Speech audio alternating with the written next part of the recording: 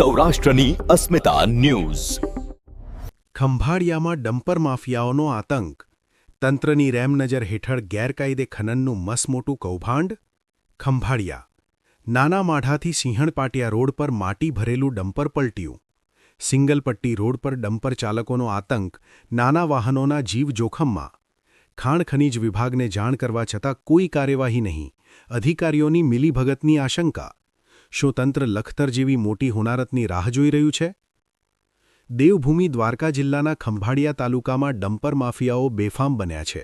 નાના માઢાથી સિંહણપાટિયા તરફ જતા સિંગલપટ્ટી રોડ પર આજે ગેરકાયદેસર માટી ભરેલું એક ડમ્પર પલટી મારી ગયું હતું. સદનસીબે જાનહાનિ ટળી છે, પરંતુ આ ઘટનાએ સ્થાનિક તંત્ર અને ખાણ ખનીજ વિભાગની પોલ ખોલી નાખી છે. ખંભાળિયાના ગ્રામ્ય વિસ્તારોમાં માટી ચોરીનું દૂષણ વકર્યું છે. સ્થાનિકોનો આક્ષેપ છે કે આ ડમ્પર ચાલકો રોડ પર ભારે દાદાગીરી કરે છે.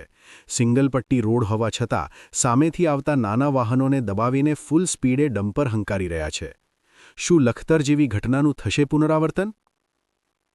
હજુ હમણાં જ લખતર વિરમગામ હાઇવે પર કાળમુખા ટ્રકે 7 નિર્દોષ લોકોનો ભોગ લીધો હતો. તે કાળજુ કંપાવનારી ઘટના હજુ ભૂલાઈ નથી, ત્યારે ખંભાળિયામાં પણ આવી જ સ્થિતિ સર્જાઈ રહી છે. જો તંત્ર ઊંઘમાંથી નહીં જાગે તો અહીં પણ કોઈ મોટી દુર્ઘટના સર્જાતા વાર નહીં લાગે. જાગૃત નાગરિકો દ્વારા વારંવાર ખાણ ખનીજ વિભાગને આ ગેરકાયદેસર ખનન અંગે પુરાવા સાથે જાણ કરવામાં આવી છે. તેમ છતાં અધિકારીઓ મૌન સેવી રહ્યા છે. અધિકારીઓની આ નિષ્ક્રિયતા જોતા લોકમુખે ચર્ચાઈ રહ્યું છે કે શું ખાણ ખનીજ વિભાગના અધિકારીઓ પણ આ કાળા કારોબારમાં સામેલ છે, કે પછી મોટા હપ્તાઓ ખાઈને જનતાના જીવ જોખમમાં મૂકવામાં આવી રહ્યા છે? હવે જોવાનું એ રહેશે કે આ સમાચાર બાદ કુંભકર્ણની નિદ્રામાં પોઢેલું તંત્ર જાગશે કે પછી ડમ્પર માફિયાઓ આમ જ નિર્દોષોના જીવ સાથે ખેલતા રહેશે.